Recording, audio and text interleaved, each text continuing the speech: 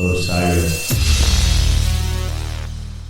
This podcast is in the Loop, the Legion of Osiris podcasts.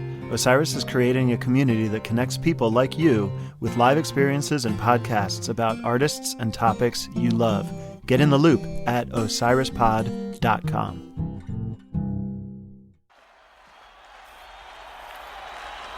This podcast is intended to be education and commentary. It'll discuss adult themes and may use some coarse language. You want it, young man, and you got it. The hottest band in the land. DIY and House Studios presents the Rock and Roll Archaeology Project. Music.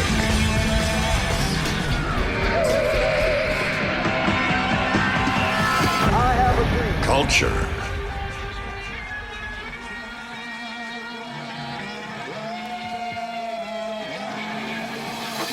Technology.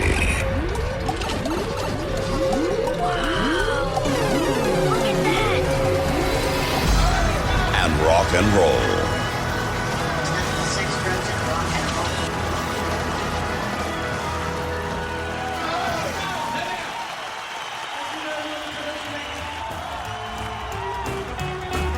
And now, on with the show. Welcome, friends, to episode 9 of the Rock and Roll Archaeology Podcast. Christian Swain here, and I am the medium and the message, and I'm behind the mic in San Francisco. If this is your first time, welcome, and please stick around. Those of you who have been with us for a while, thank you so much, and we hope our first 8 episodes were fun and interesting for you. We think of that first group of 8 shows as Act 1. We've got a long way to go and a lot more to say. We hope you will stay for the whole ride. We didn't tie everything up neatly. That's impossible. But we tried to illustrate. Forces and events have collided. Storylines have converged. And right here in early 1964, we are into something different. With music, with culture, with technology. Things will be heading off in all kinds of directions now. So much to talk about. But first, let's take care of some housekeeping and get things going. First of all, we're very excited to introduce the Rock and Roll Chocolatiers, the pride of Southern Oregon, our friends at Lily Bell Farms. Lily Bell Farms makes an amazing range of sensual, scrumptious, mind-blowing chocolate goodies. Exotic caramels, luxury truffles, chocolate bars, and more. Handmade, artisanal, using organically grown, fair trade chocolate beans from around the world. They've won all kinds of national and international awards. And friends, from personal experience, I'm telling you, you gotta try Lily Bell Farms chocolate. Also, many friends and family have purchased Lily Bell Farms goodies to use for gifts, and they're always a big hit with clients, friends, or anyone you need to make feel special. You can order online or over the phone. The service is fast and friendly, and they ship everywhere. Check them out, lilybellfarms.com. That's LILLIEBELLE Farms. Or you can just click through from our website. Lily Bell Farms. Life may be sweeter for this. And we'd like to thank you once again for the great feedback and ask you to please keep bringing it. We want your roses, your raspberries, and cut loose with an unhinged rant if you like. All social media can be found at rockandrollarchaeology.com. That's rock, letter N, roll, archaeology, archaeology.com. For American listeners, we have a message line, 650-822-ROCK. Leave a cool comment or a good story, and there's a pretty good chance we'll put you in one of our shows. And we've got an amazing, delicious gift from Lily Bell Farms for one of our listeners. Click and comment on Facebook or Twitter, or leave a review on iTunes, and you will be automatically entered. You're such a lovely audience. We'd like to take you home with us. I don't really want to stop the show, but I thought you might like to know that our website also has a support the project link. Generosity is a virtue. Let's give a big round of applause to Bob D. from Miami, Florida, Rebecca A. from Walla Walla, Washington, Rory M. from Bristol, UK, and Skip K. from Atlanta once again. We are humbled by your contributions. Also to the others who gave smaller amounts. Thank you. Remember, even $1 an episode is a great help to produce our shows. And finally, a quick reminder, you can click through from our site to Amazon.com and purchase nearly all the music, films, and books we feature in the show.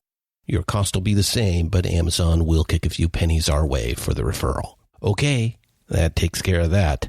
So let's get to it. Right now, this is Episode 9, The Medium, The Message, The Music.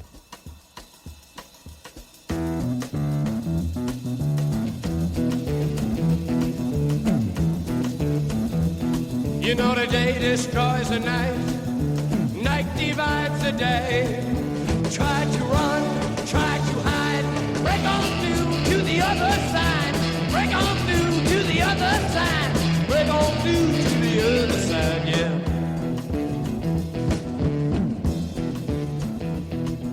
We chased our pleasures here, dug our treasures there, but can you still recall the time we cried? Break on through to the other side. Break on through to the other side. We're on the other side into something new. With our story and our show, we've established some long story arcs, the British invasion, the beginnings of funk and soul music, women in rock, and these will go forward. But the 60s have arrived, and conventional storytelling is frankly not adequate to the task of describing what happens next. Today's episode will take place mostly in the mid-60s, but we're not following a timeline or building a story. Today's show is a mosaic. We hope to present in a new light themes we've brought up before and show these ideas are now spinning off in all directions, scattering like quicksilver under the hammer. We are turning and turning in the widening gyre. The falcon cannot hear the falconer. Shades of things before my eyes just teach me to despise. Will time make men more wise? Here within my lonely frame, my eyes just hurt my brain. But will it seem the same? We'll start by meeting someone unlikely. A strange choice for a show about rock and roll. A priggish professor of literature who preferred the cool conversations of jazz to the fevered proclamations of rock. A media scholar, the first media scholar, who loathed popular culture, but who wrote about it with elegance and prescience. In a culture like ours, long accustomed to splitting and dividing all things as a means of control, it is sometimes a bit of a shock to be reminded that, in operational and practical fact, the medium is the message. In operational and practical fact, the medium is the message. Okay, great. Now, can we clear this up a bit and explain what the hell it has to do with rock and roll? We will, but don't expect any help from Marshall McLuhan. The good professor took a puckish delight in presenting enigmatic and multi-layered ideas. With some help, and by doing some thinking out loud, we can unpack this glib, silly tautology that also manages to be a profound synthesis. Hopefully, we won't come across like this guy. The influence of television. Now, Marshall McLuhan deals with it in terms of it being a high high intensity, you understand? A hot medium. What I as wouldn't opposed give for to, a large sock as with horse opposed to manure in print, it. which he uses essentially What do linear. you do when you get stuck on a movie line with a guy like this behind you? Wait a minute, why can't I It's just give my maddening. opinion? It's a free country. He can give you. Do you have to give it so loud? I mean, aren't you ashamed to pontificate like that? And the funny part of it is, Marshall McLuhan, you don't know anything about Marshall McLuhan's work. Really? I happen to teach a class at Columbia called TV, Media, and Culture. So I think that my insights into Mr. McLuhan, well, have a great deal of validity. Oh, do you? Yeah. Well, that's funny because I happen to have Mr. McLuhan right here. So, yeah, just let me, come over here a second. Oh, Tell him. I heard what you were saying. You know nothing of my work. You mean my whole fallacy is wrong. How you ever got to teach a course in anything is totally amazing. Boy, if life were only like this. In 1964, Canadian-born Herbert Marshall McLuhan was 53 years old. He had toiled away mostly unnoticed in academia for decades. He had the pedigree. He went on to Cambridge upon graduation from the University of Manitoba. But Marshall was only a so-so student at Cambridge. He graduated in the second rank and became an academic journeyman, a teaching assistant at the University of Wisconsin in Madison. During the war, he taught report writing to junior officers at a U.S. Army school in St. Louis. After the war, he made his way to the University of Toronto. We especially enjoyed Douglas Coupland's bio, Marshall McLuhan, You Know Nothing of My Work. It's our primary source for this discussion. Coupland asserts that Marshall probably fell somewhere on what we now call the autism spectrum. He was undoubtedly brilliant, but Marshall was not at all a linear thinker. Throughout his life, he said things and embraced ideas that can only be described as batshit crazy.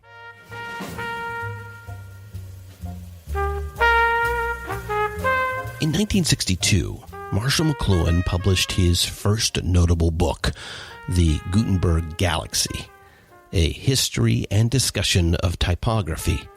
It sold modestly, but was well received by the literati. The Gutenberg Galaxy was where Marshall coined the phrase global village. Here in 2016, in our hyper-connected world, this idea may seem trite and obvious, but in 1962, when electronic media was just emerging and digital media was not even a distant dream, well, this was a flash of insight, a startling and original thought, and it was eerily accurate. Marshall McLuhan predicted today's interconnected age almost perfectly, 50 years before it happened. A computer as a research and communication instrument could enhance retrieval, obsolesce mass library organization, retrieve the individual's encyclopedic function, and flip it into a private line to speedily tailor data of a saleable kind. A private line to speedily tailor data of a saleable kind. I think he just described the business model for Google. In 1962, he might have been a fussy intellectual snob, prone to paranoia and susceptible to crackpot ideas, but McLuhan's ability to accurately look ahead puts him in some rare company. Great thinkers and polymaths like Pythagoras, Leonardo da Vinci, and H.G. Wells. The Gutenberg Galaxy was only the run-up, the precursor to Marshall's signature work, Understanding Media, The Extensions of Man, published in 1964. That's the one that opens up with "The medium is the message." We're going to unpack that, but before we do, we just want to say, researching Marshall McLuhan took us way down the rabbit hole. It was fascinating. We could spend this entire show parsing his ideas and telling funny and illuminating stories about his life. He is undoubtedly one of the most interesting and infuriating public intellectuals to ever come along. We've linked to some of the better resources we came across in the show notes. So, getting back to it, the medium is the message. Let's push and pull on that a little, and hopefully you will get why we're bringing it up. Actually, we've been bringing it up the whole time. For a while now, we've been saying the larger society affects rock and roll affects the larger society.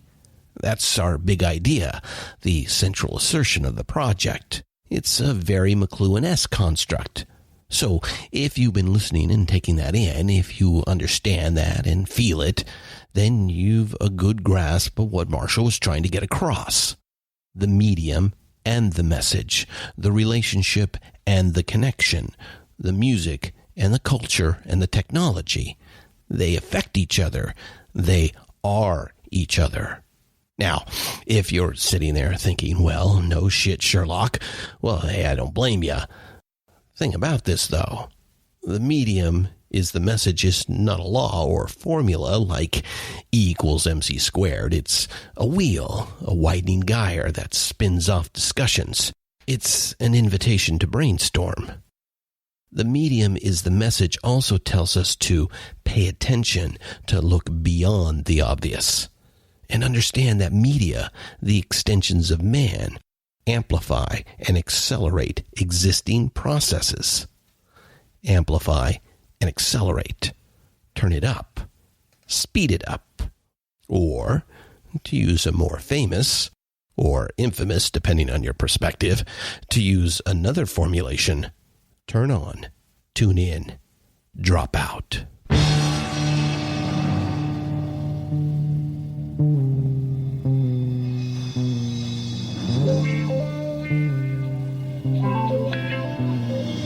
Thought the leaden winter would bring you down forever, but you rode upon a steamer to the violence of the sun. If the psychedelic story had 100 beginnings, at some point all the plot lines converged on Basel, Switzerland, at a few minutes before 5 on the afternoon of Monday, April 19th, 1943. That's a quote from one of the best books we've encountered, Storming Heaven, LSD, and the American Dream by J. Stevens. In the opening chapter, Stevens introduces another unlikely character in this rock and roll story we tell, a stolid and bespectacled family man, a petite bourgeois intellectual employed as a chemist at Sandoz Pharmaceuticals.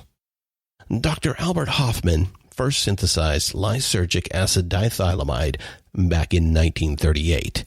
It was the 25th in a series of compounds he had derived from ergot, a fungus that grows on diseased rye. He thought one of these compounds might have therapeutic value treating migraine headaches. Initial tests were not promising, so he moved on to other work. LSD-25 was shelved for 5 years, until the spring of 43, when Dr. Hofmann had what he described as a peculiar presentiment and decided to make a new batch. He was exposed accidentally to a tiny amount, probably through the skin. In his written report for his supervisor at Sandoz, he described the effects. An uninterrupted stream of fantastic images of extraordinary plasticity and vividness, accompanied by an intense kaleidoscope play of colors. He felt fine the next day, so Dr. Hofmann decided to confirm that it was, indeed, exposure to LSD-25 that caused the fireworks. The following Monday, April 19th, 1943, Dr. Hofmann and his lab assistant dissolved what they thought was a tiny, safe amount, 250 micrograms, in a glass of water. At about 4:20 p.m., he drank it down. Nowadays, it's common knowledge among trippers that 250 mics is a hefty dose. It only takes about 20 micrograms of LSD to produce psychoactive effects. 100 mics is more like it for a recreational dose, maybe twice that if you're feeling brave. What Albert Hofmann did not know is that he had synthesized and ingested the most powerful psychoactive substance ever discovered. And that is still true today, 7 decades later. A microgram is a mere 1/millionth of a gram. For perspective, take a quick look in your medicine cabinet. Most of the substances in there, prescription or non-prescription, have recommended dosages in the hundreds of milligrams. 100 milligrams is 400 times the size of the dose Dr. Hofmann ingested. 250 micrograms is a tiny, tiny amount, a pinpoint. But angels danced on the head of that pin. I've got a bike, you can ride it if you like. It's got a basket, a bell and rings and things to make it look good. I'd give it to you if I could, but I borrowed it. You're the kind of girl that fits in with my world. I'll give you anything, everything, if you want thing. I've got a cloak, it's a bit of a joke. There's a tear up the front, it's red and black. I've had it for months. If you think it could look good, then I guess it should. Jay Stevens takes up the story. At 5 o'clock, he recorded a growing dizziness, some visual disturbance, and a marked desire to laugh. 42 words later, he stopped writing altogether. Then he climbed onto his bicycle and pedaled off into a suddenly anarchic universe.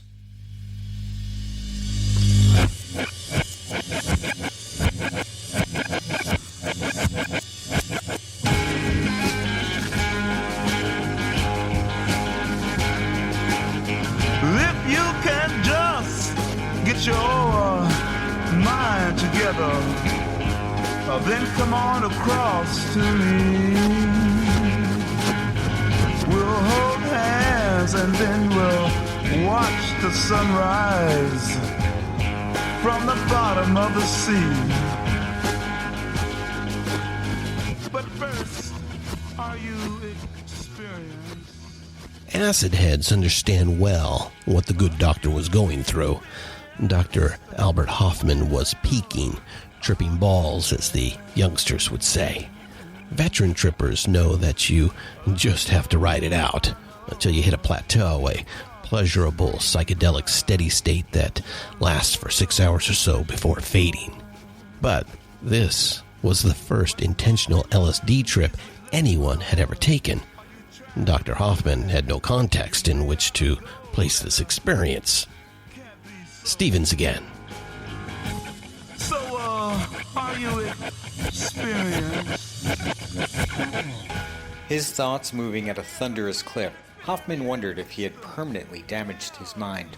Compounding his distress was the fact that his wife and children were visiting in the country. What if they returned and found not Papa, but a lunatic? A cautionary footnote in the history of psychopharmacology.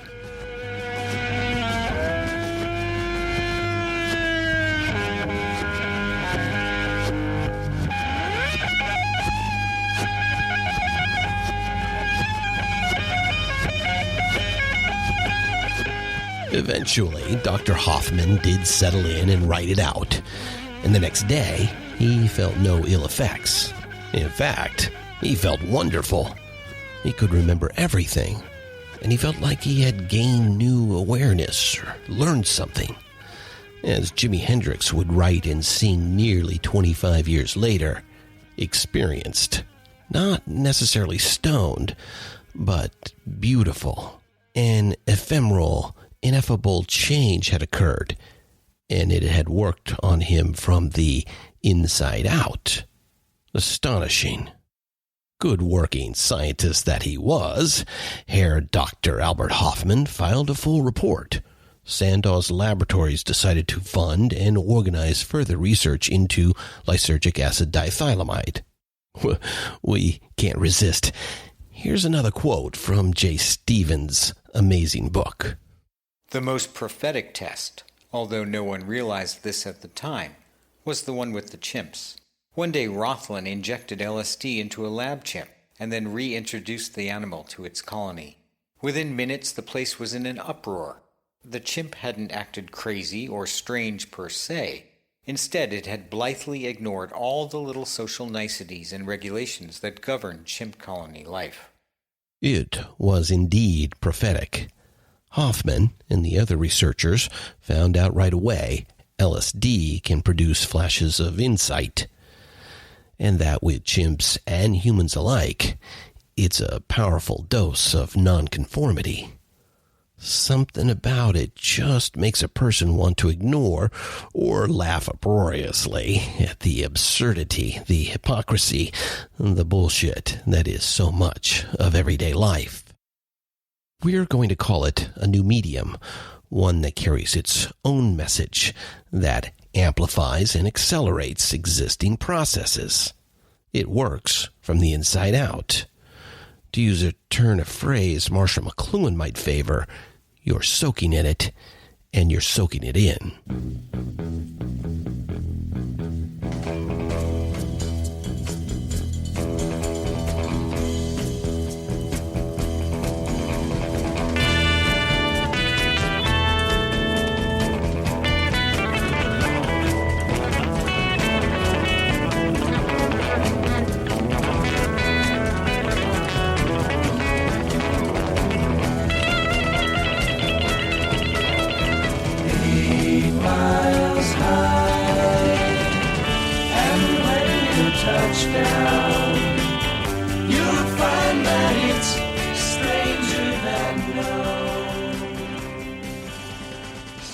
I'm not just talking about one person, I'm talking about everybody. I'm talking about form. I'm talking about content. I'm talking about interrelationships. I'm talking about God, the devil, hell, heaven. Do you understand? Finally!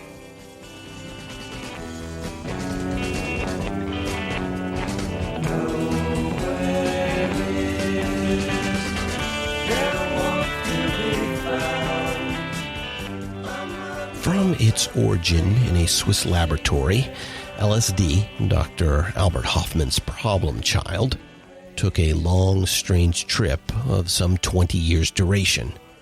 That trip brought LSD into the spinning center of the widening gyre, into the middle of the mad maelstrom of the 1960s. We'll skim over much of it, and we really wish we didn't have to. It's a crazy, convoluted story, by turns infuriating and hilarious. Again, we recommend Stevens' book, as well as the Electric Kool-Aid Acid Test by Tom Wolfe. It starts with the psychologists. During and immediately after the Second World War, the field of psychology underwent explosive, unprecedented growth, especially in America. This was a consequence of wartime necessity, as the U.S. built a massive armed force to deal with the fascist menace. Some 20 million inductees had to be evaluated, sorted, and, hopefully, assigned to tasks that fit their talents. For the first time, generous funding was available for psych research. Tools for evaluating and categorizing personality and intelligence were developed and widely used. Personality tests, tests of intelligence, tests of vocational aptitude. These first testing instruments were crude and incomplete, even laughable in light of what we know today. But important just the same, they were the first large-scale attempt to use scientific method to understand what makes us human, what makes us who we are. One of those wartime psych researchers was a Timothy Francis Leary.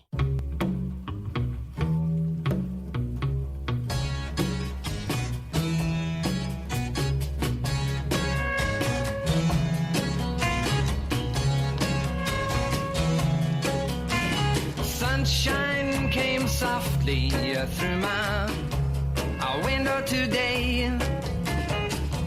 Could have tripped out easy, but I've changed my way.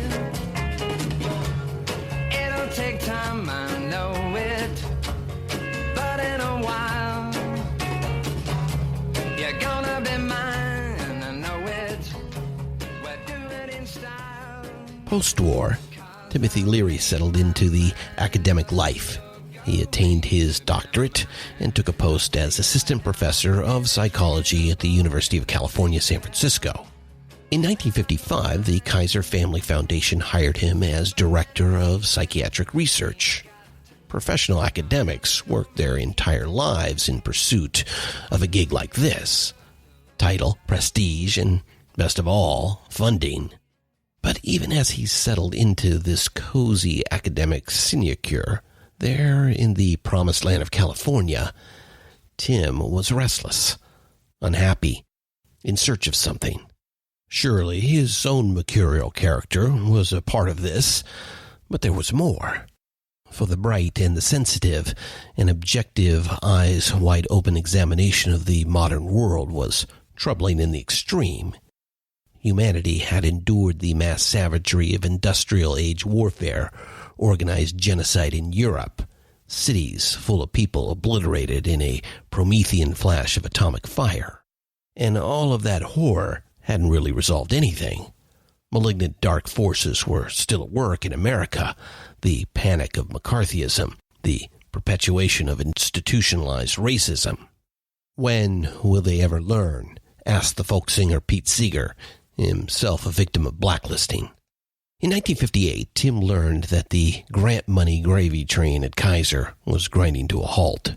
After taking a year off in a failed attempt to write the great American novel, Tim took a post as a lecturer in psychology at Harvard. Once again, the indispensable J. Stevens.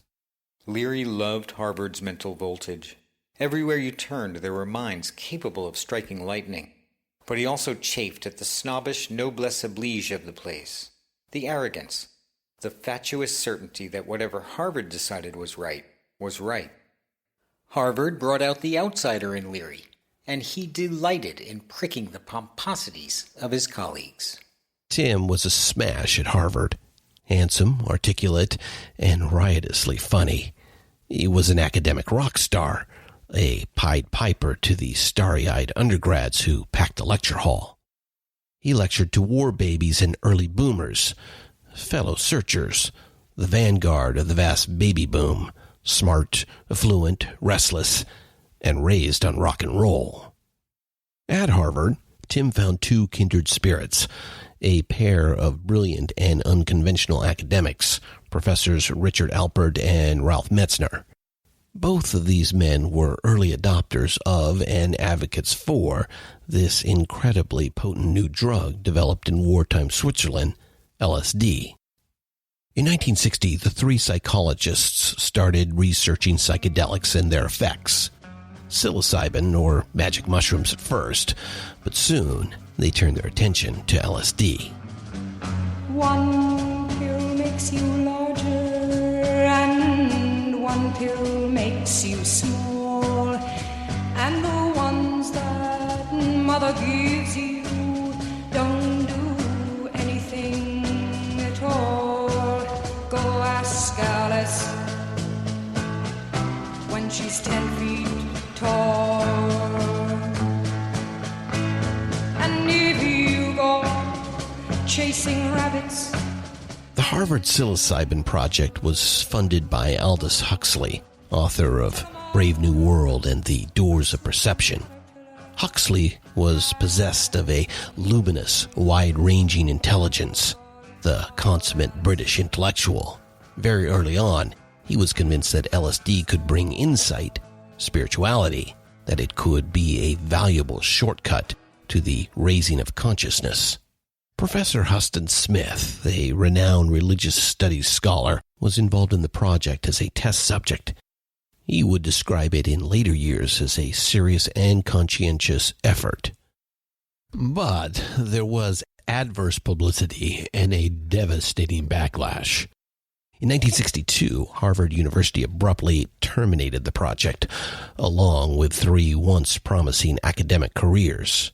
Leary, Alpert, and Metzner ended up in Mexico. Tim took LSD there for the first time, and with the zeal of the newly converted, he went from LSD researcher to LSD evangelist.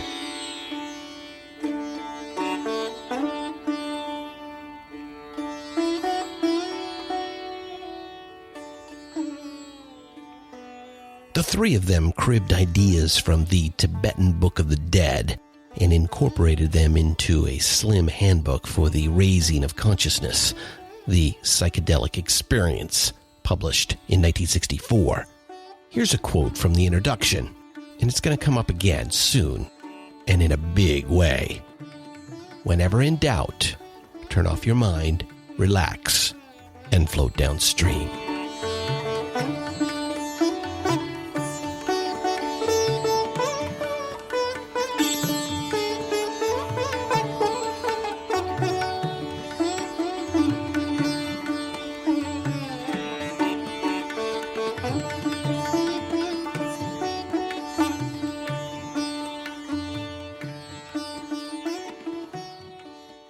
Hey, wow, that was some heady stuff for a rock and roll show.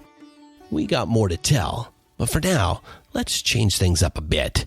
We're going to look at some old things in a new way.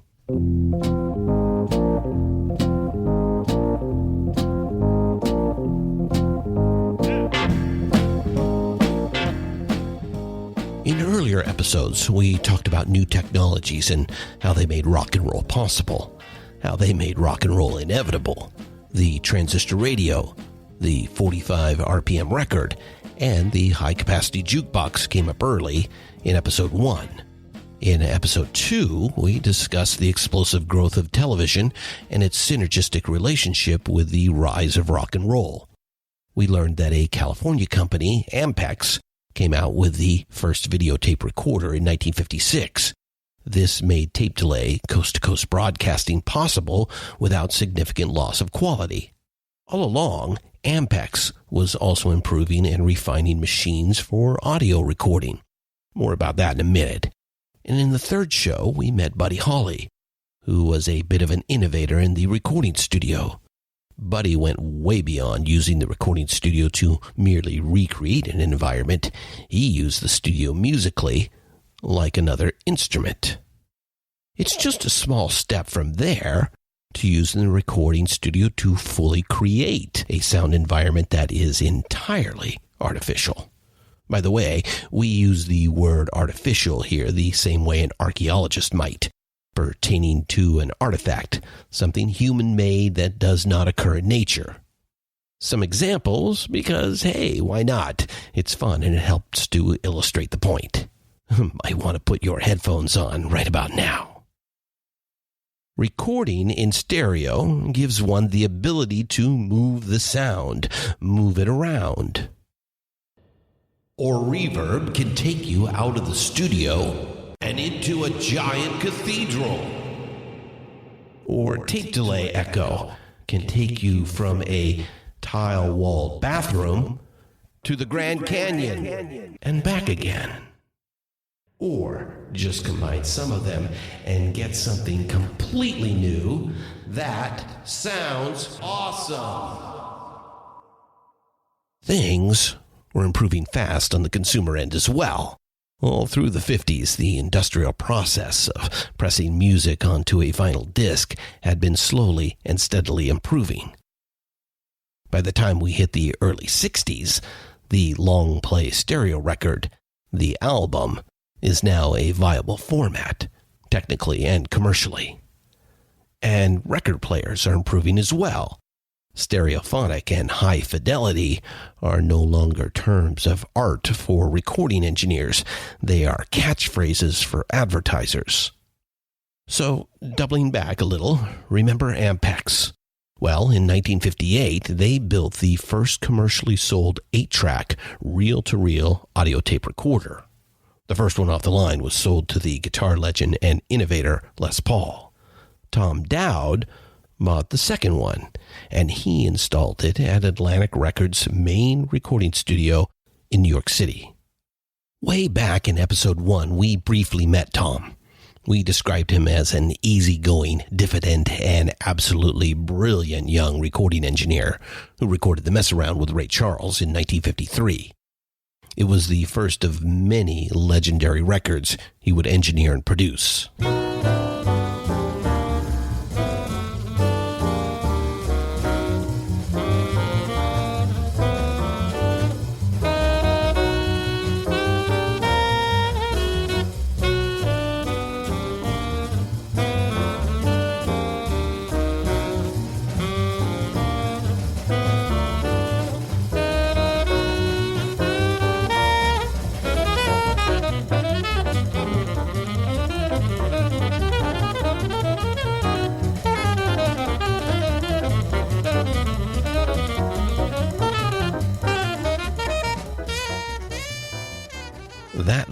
piece of jazz sophistication is Giant Steps, the title cut from John Coltrane's terrific 1960 album, recorded at Atlantic by Tom Dowd.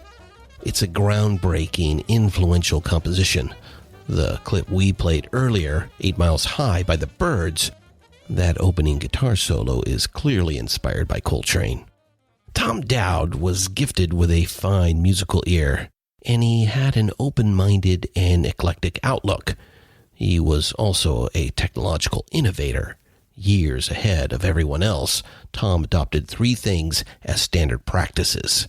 He recorded to tape.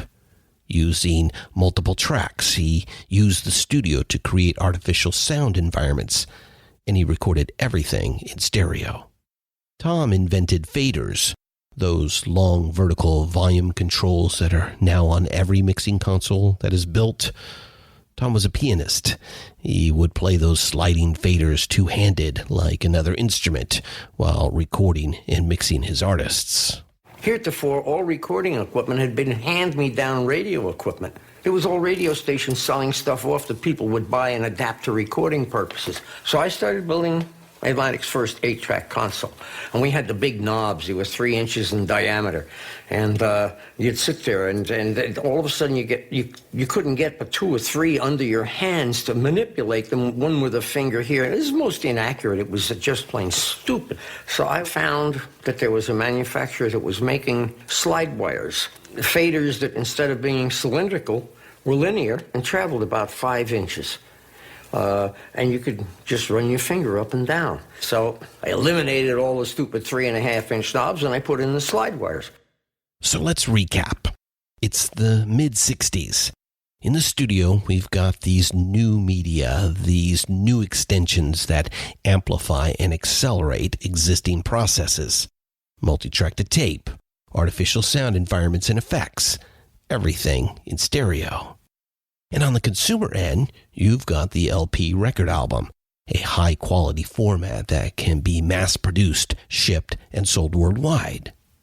High-quality sound systems are now widely available for consumers as well. And finally, you've got a bunch of smart rock and rollers who are just now coming of age. They grew up, for the most part, as outsiders. Searchers and seekers with little regard for convention or standard practices. They're not alone in feeling that way, and they've got access to an explosive new medium that can instantly carry a message to millions. And they're about to drop acid and play with all these new toys.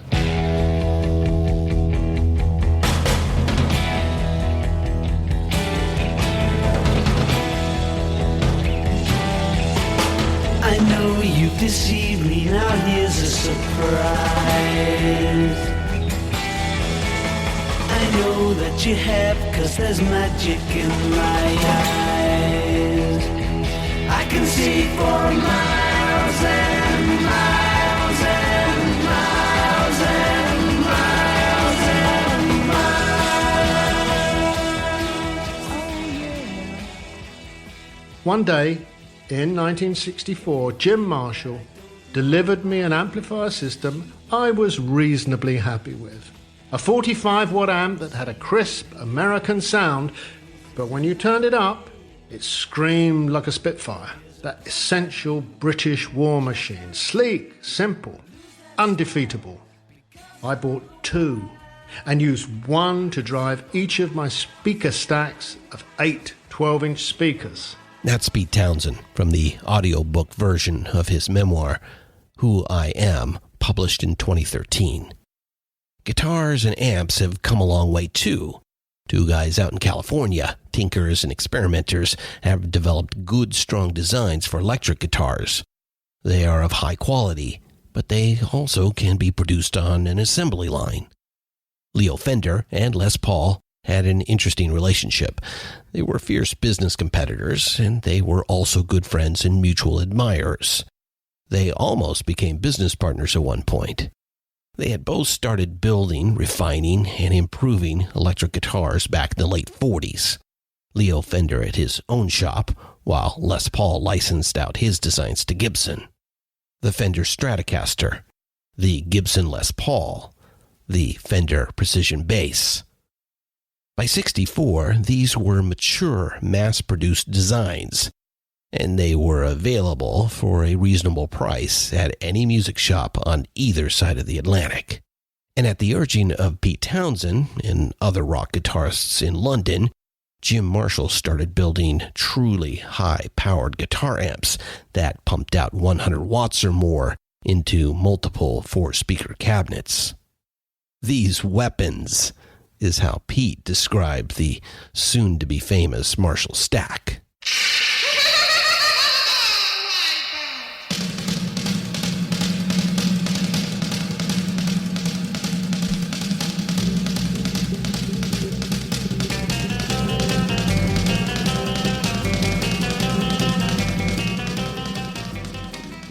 Most aficionados of the electric guitar are familiar with the trio of Les Paul, Leo Fender, and Jim Marshall. Their stories have been well told elsewhere. There's one more innovator from those years, who is often overlooked, so we want to give props to a man from California by way of Kalamazoo, Seth Lover. Seth holds the patent for the double coil pickup, or humbucker. He also invented the first fuzz box, an inline signal distortion device for guitarists. It was called the Veritone. It was introduced by Gibson in 1961. The Veritone would have many offspring. Just about every guitarist, famous or not, has some kind of fuzz box based on the Veritone design.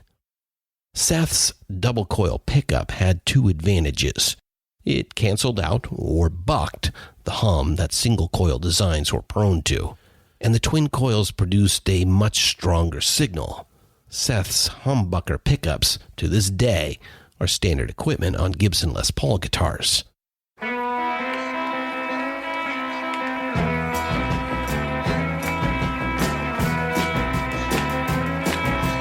There's a man who leads a life of danger. To everyone he meets, he stays a stranger. With every move he makes, another chance he takes, odds are he won't live to see tomorrow. Secret agent man, secret agent man. Back to our story of psychedelics and psychologists. Right here, it takes a dark and troubling turn, and where it all ends up is just deliciously ironic. We think so anyway. In the opening years of the 50s, during the Korean War, American prisoners were subjected to harsh interrogations and extreme psychological stress. They were tortured. Predictably, some of these men broke and told their tormentors what they wanted to hear, true or not. Some of these, quote, confessions, unquote, were filmed and released as propaganda by the newly empowered communist government in China. Now, one could apply common sense and realize that extreme duress can make even a brave, resolute person say and do just about anything. But many Americans, egged on by fear-mongering in the press and by opportunistic politicians, jumped to an unfounded, paranoid conclusion. The communists had developed sinister new techniques of mind control. A new term entered the lexicon: brainwashing. Films like Invasion of the Body Snatchers and The Manchurian Candidate were big hits. Clearly, this idea struck a deep and fearful chord in the American psyche. It still does.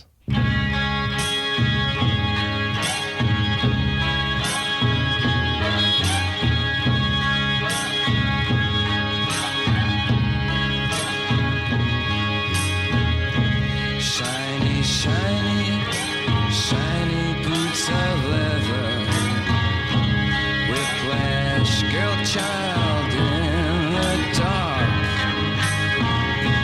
comes in bells. Your servant, don't forsake him. Strike, dear mistress, and cure his heart.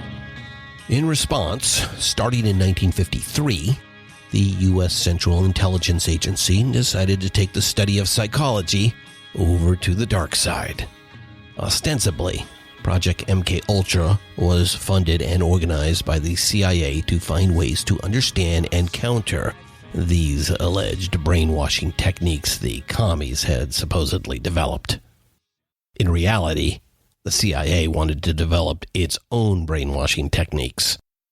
Some of the research was done well and produced interesting and entirely unexpected findings, and some of it was shockingly immoral, sadistically using American citizens as guinea pigs without any kind of informed consent. This is all backed up by sworn testimony from numerous MKUltra researchers and participants, and by CIA documents obtained decades later under the Freedom of Information Act. It wasn't long before MKUltra started experimenting with LSD. It was the most powerful psychoactive agent known, and it was legally available from Sandoz Laboratories for research purposes. A shell corporation was set up, providing contracts and grant money, along with access to plenty of LSD to academic researchers. One of those contracted projects took place south of San Francisco at Stanford University in the late 50s.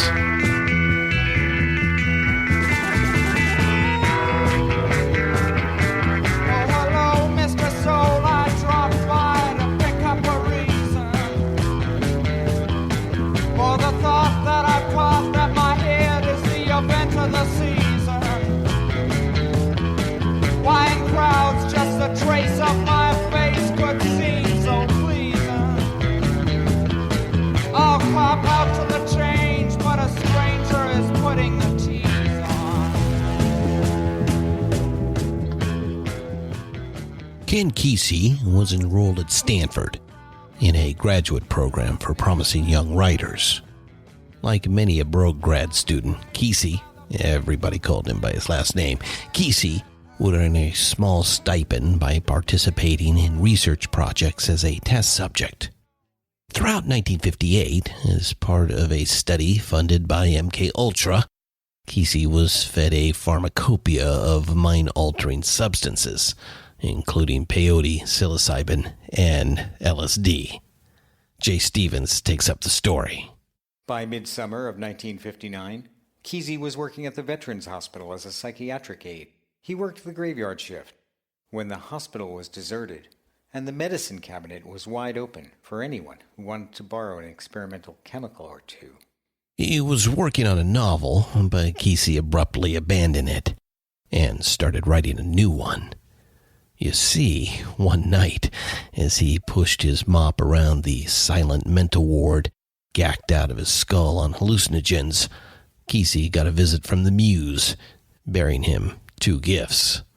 First, the idea of using a mental hospital as a metaphor for the larger society.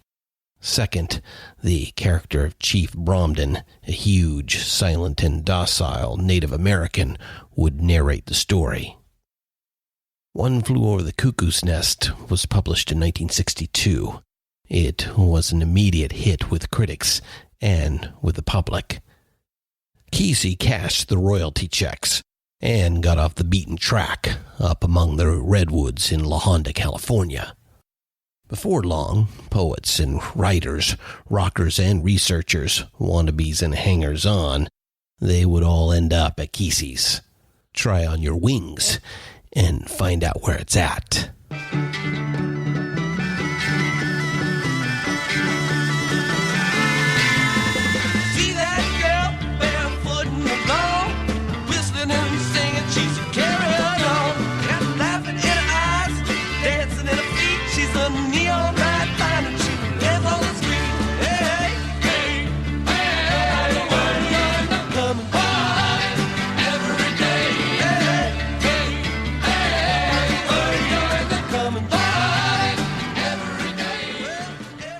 He was a McMurphy figure who was trying to get them to move off their own snug harbor dead center out of the plump little game of being ersatz daring and ersatz alive.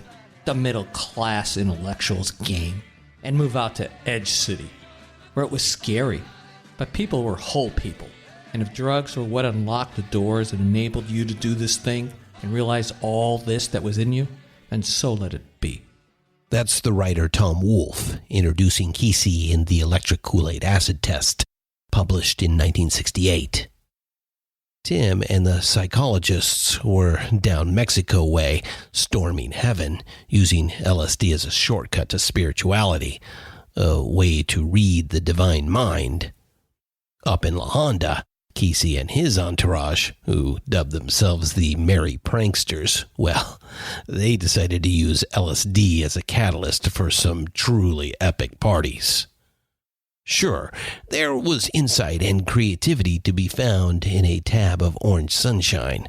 Kesey had demonstrated that with a best-selling novel that became a Broadway hit. But there was also music, fun, sex, howling laughter, and maniacal dancing that lasted from dusk till dawn.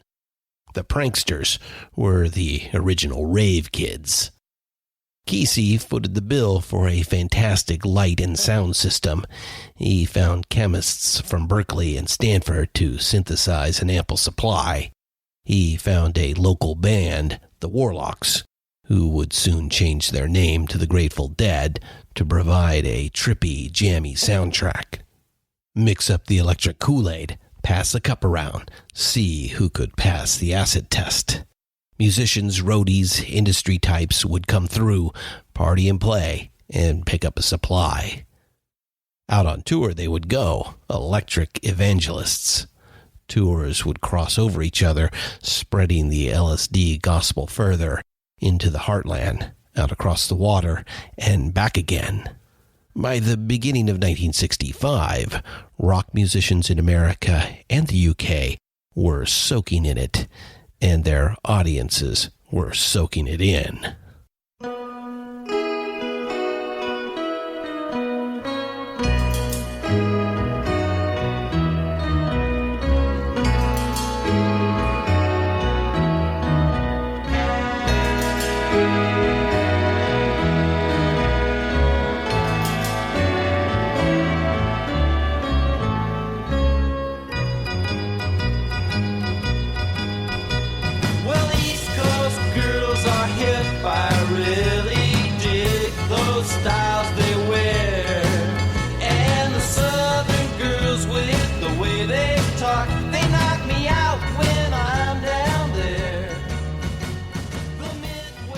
Palm trees, ocean breeze, every prospect does surely please.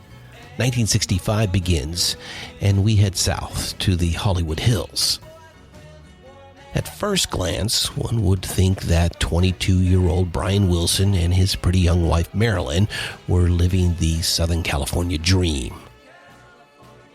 Over the last 3 years, Brian had written and arranged a string of fun, fluffy Beach Boy hits for Capitol Records, and now he had the house in the hills with the stunning view to show for it. Brian was, still is, a giant musical talent, but by his own telling, he is painfully neurotic and insecure, prone to stage fright and panic attacks. As a consequence, he had stopped touring. He was content, well, sort of content, to stay behind in Los Angeles and compose songs while the other guys hit the road. In early '65, Brian dropped LSD for the first time. Visions of Fantasia, sight became sound, musical notes took visual shape. In April, he recorded California Girls, doing most of the backing tracks himself, with the help of the Wrecking Crew, a group of crack LA session musicians. The other Beach Boys dropped in to do the vocals in between tour dates. In his fine 2006 biography, Catch a Wave, The Rise, Fall, and Redemption of the Beach Boys as Brian Wilson, Peter Ames Carlin writes, As Brian continued to write and record through the first months of 1965, his work took on the ecstatic feeling of the Fantasia-like staff of music he imagined floating in his druggy daydreams. For a time, it seemed like anything was possible. California Girls, intended to be a sunny anthem for the summer of '65, can begin with an orchestral prelude as spare and stirring as anything by Aaron Copland. We love Aaron Copland, and it's a flattering comparison, but Carlin is a bit off the mark here. That instrumental prelude really owes a lot more to Johann Sebastian Bach. Some Bach, and then some rock. Awesome. Hey, all you fans of progressive rock, yes, Genesis, Pink Floyd, Rush, that is rock inspired by classical composers, take note of this moment and of what's about to happen. It starts here with Brian Wilson of the Beach Boys. I love the colorful clothes she wears and the way the sunlight plays upon her hair. I hear the sound of a gentle word on the wind that lifts her perfume through the air. I'm picking up good vibrations. The original teenage anthem to God, writes Scott Miller in his really fun and useful 2011 book, Music, What Happened? So much to unpack here. The Twilight Zone whistle of the theremin, that lovely Baroque singing near the end, the counterpoint bass line from the incomparable Carol Kay, and the scale of it, the symphonic progression and sheer ambition of this song. It's outstanding, astonishing. But you know what? I'll resist the urge to pull it apart, and instead, let's just sit back and let it unfold. Write it out. She's giving me the excitations. I'm picking up good vibrations. She's giving me the excitations. All the components, all the parts are great. But what's incredible here is the totality of it. It just vibrates through you and wraps itself around you.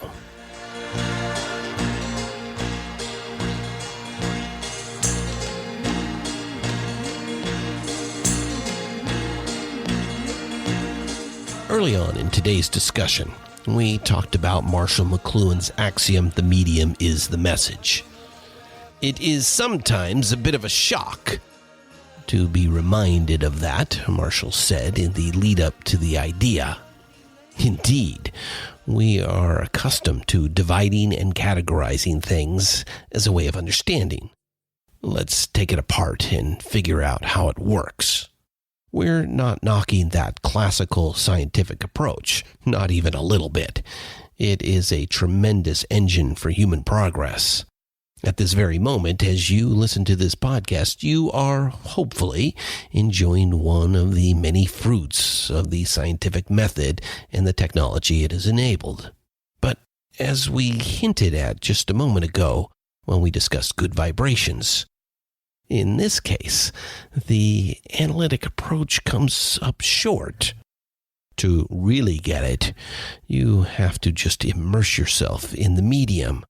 Let the message wash over you and around you.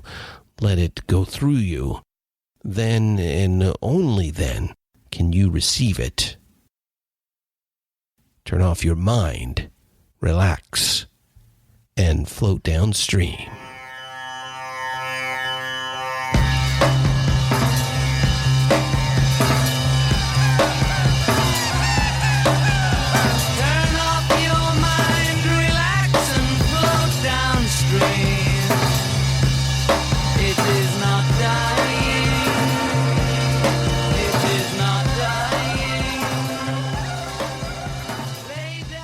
Once again, the Beatles have ended an era and ushered in the new. Brian Wilson integrated classical influences with rock, and it was brilliant. Brian mined the work of well-known Western composers, Bach, Brahms, Copland, and so on. The Beatles moved way beyond that. They looked to the east, to the drone and pedal tone of Indian music, That came from George Harrison and his interest in the sitar music of Ravi Shankar. John Lennon's mystic, cryptic lyric pulls its ideas from the Tibetan Book of the Dead by way of Timothy Leary's book, The Psychedelic Experience. Tomorrow Never Knows has Western influences too, but not the stately progressions of Bach or the sweet melodies of Brahms. Paul McCartney had become interested in the avant-garde, radical new ideas about the form and shape of music, from the likes of John Cage and Karl-Heinz Stockhausen. And like he always does, Ringo Starr keeps it all nailed down with some of his best recorded work, that churning, propulsive beat underneath a psychedelic wash of cymbals. As a pure sound event, Tomorrow Never Knows remains exhilarating. Yet it is easy, decades later, to underestimate its original cultural impact.